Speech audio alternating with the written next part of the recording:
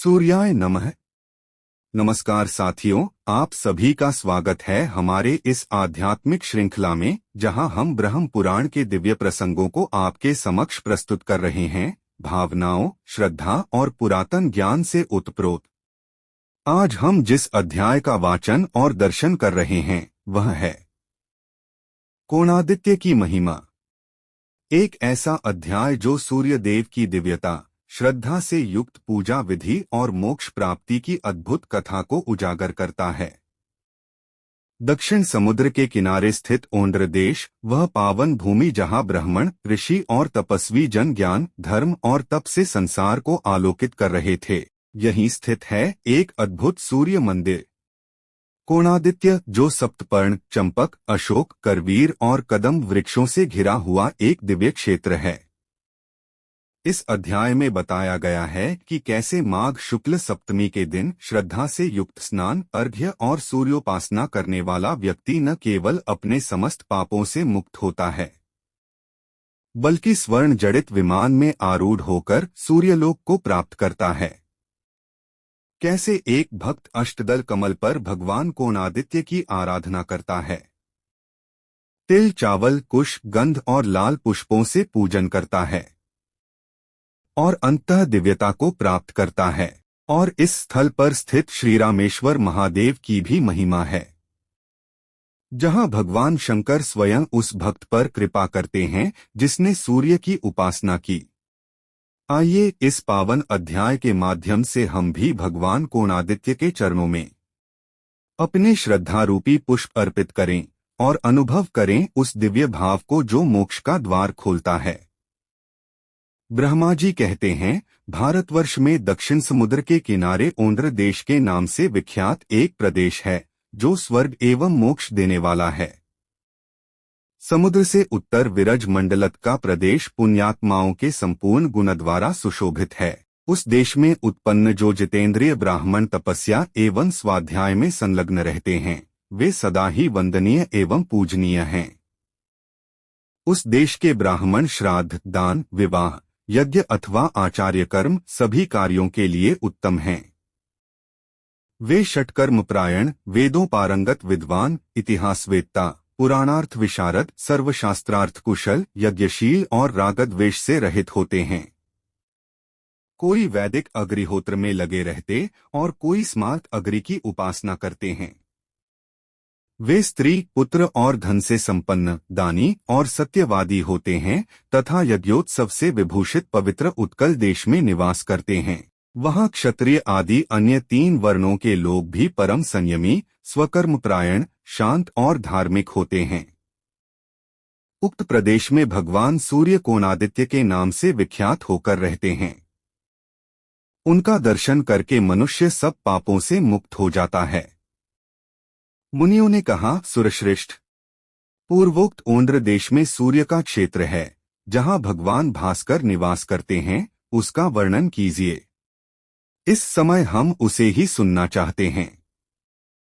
ब्रह्मा जी बोले, मुनिवरों, लवन समुद्र का उत्तर तट अत्यंत मनोहर और पवित्र है।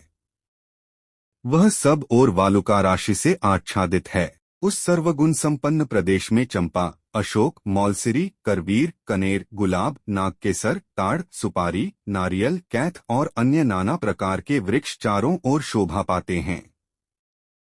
वहाँ भगवान सूर्य का पुण्य क्षेत्र है जो संपूर्ण जगत में विख्यात है। उसका विस्तार सब ओर से 1 योजन से अधिक है। वहाँ सहस्र किरणों से सुशोभित साक्षात भगवान सूर्य निवास करते हैं। वे कोणादित्य के नाम से विख्यात एवं भोग और मोक्ष प्रदान करने वाले हैं। वह माघ मास के शुक्ल पक्ष की सप्तमी तिथि को इंद्रिय संयम पूर्वक उपवास करे, फिर प्रातःकाल शौच आदि से निवृत्त एवं विशुद्ध चित्त हो सूर्यदेव का स्मरण करते हुए विधिपूर्वक समुद्र में स्नान करे। देवता, ऋषि और मनुष्यों का तर्पण करे। तत्पश्चात जल से बाहर आकर 2 स्वच्छ वस्त्र धारण करे। फिर आचमन करके पवित्रतापूर्वक सूर्योदय के समय समुद्र के तट पर पूर्वाभिमुख होकर बैठे।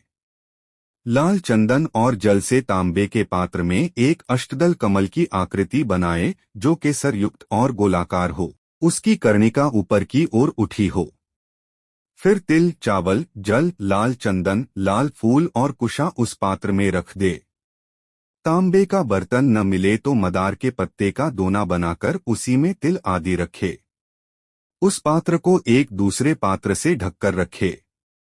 इसके बाद हृदय आदि अंगों के क्रम से अंगन्यास और करन्यास करके पूर्ण श्रद्धा के साथ अपने आत्मस्वरूप भगवान सूर्य का ध्यान करे। पूर्वोक्त अष्टदल कमल के मध्य भाग में तथा अग्नि, नैऋत्य, वायव्य और ईशान कोनों के दलों में एवं पुनः मध्य भाग में क्रमशः प्रभूत, विमल, सार, आराध्य, परम और सुखरूप सूर्यदेव का पूजन करे। इसके अनंतर वहां आकाश से सूर्यदेव का आवाहन करके कर्णिका के ऊपर उनकी स्थापना करे। तत्पश्चात हाथों से सुमुख, संपुट आदि मुद्राएं दिखाए। फिर देवता का स्नान आदि कराकर एकाग्रचित्त हो इस प्रकार ध्यान करे। भगवान सूर्य श्वेत कमल के आसन पर तेजोमंडल में विराजमान हैं। उनकी आंखें पीली और शरीर का रंग लाल है। उनके 2 भुजाएं हैं। उनका वस्त्र कमल के समान लाल है। वे सब प्रकार के शुभ लक्षणों से युक्त और सभी तरह के आभूषणों से विभूषित हैं। उनका रूप सुंदर है। वे वर देने वाले, शांत एवं प्रभापुंज से देदीप्यमान हैं। तदंतर उद्यकाल में स्निग्ध सिंदूर के समान अरुण वर्ण वाले भगवान सूर्य का दर्शन करके अर्घ्यपात्र ले, उसे सिर के पास लगाए और पृथ्वी पर घुटने टेककर मौन हो एकाग्रचित्त से त्र्यक्षर मंत्र का उच्चारण करते हुए सूर्य को अर्घ्य दे। जिस पुरुष को दीक्षा नहीं दी गई है वह भावयुक्त श्रद्धा के साथ सूर्य का नाम लेकर ही अर्घ्य दे, क्योंकि भगवान सूर्य भक्ति के द्वारा ही वश में होते हैं। अग्नि, नैऋत्य, वायव्य एवं ईशान कोण, मध्य भाग तथा पूर्व आदि दिशाओं में क्रमशः हृदय, सिर, शिखा, कवच, नेत्र और अस्त्र की पूजा करे।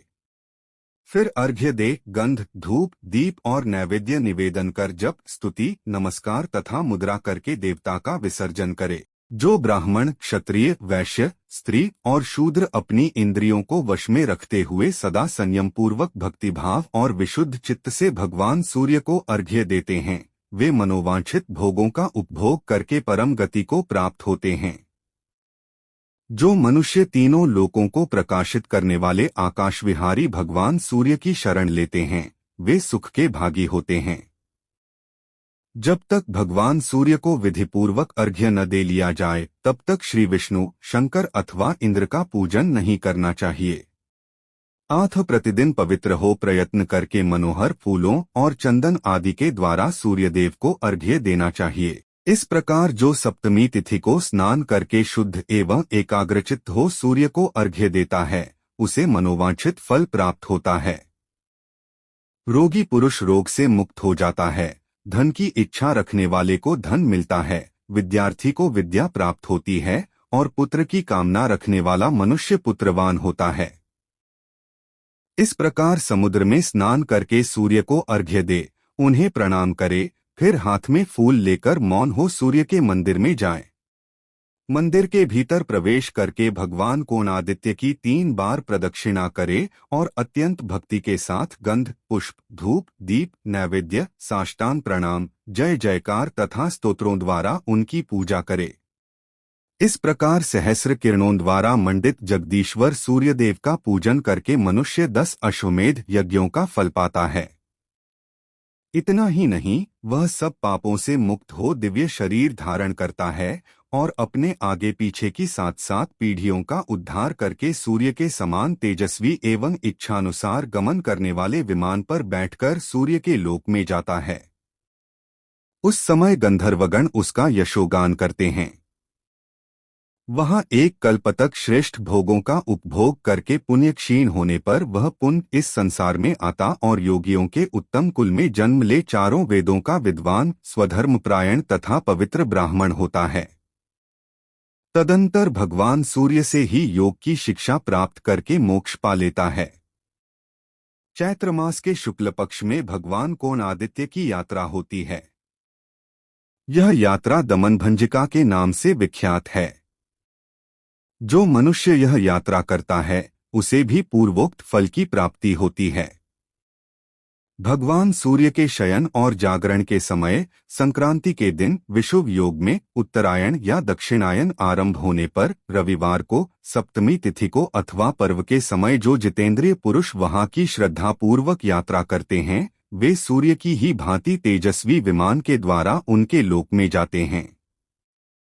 वहां पूर्वोक्त क्षेत्र में समुद्र के तट पर रामेश्वर नाम से विख्यात भगवान महादेव जी विराजमान हैं, जो समस्त अभिलक्षित फलों के देने वाले हैं।